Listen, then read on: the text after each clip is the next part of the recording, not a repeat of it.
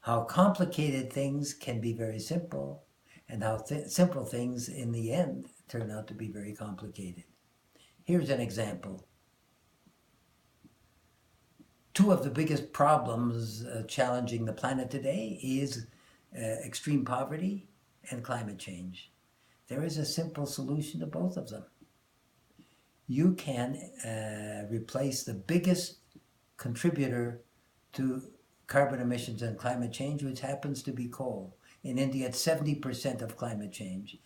By collecting selected forms of plants and animals, we found that common mesquite is a remarkably effective substitute for coal if it is heated to about 300 degrees centigrade in simple drums, rotating drums, using off gases let off during the process of heating it to burn. And so, in essence, the simple solution is to replace coal with treated plant material, especially hardwood chips, made out of plants like mesquite.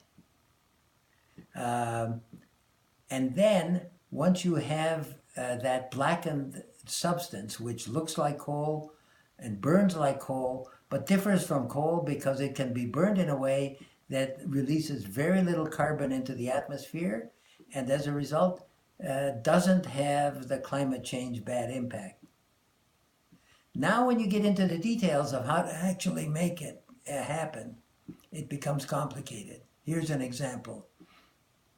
When you're putting a flame onto a rotating metal drum, and you want to convert the mesquite chips into coal, you have to make sure that all of the wood in each chip is treated the same. If the chip is too fat, the wood chip on the outside will be charcoal, and on the inside wood, and a little bit of it will be torrefied. The process is called torrefaction. You have to cut the wood into very thin chips so that in 1 hour that process can be uniformly applied. Then you get a replacement for coal. We, in fact, have produced 4 successive samples with a very high thermal concentration, heat per pound.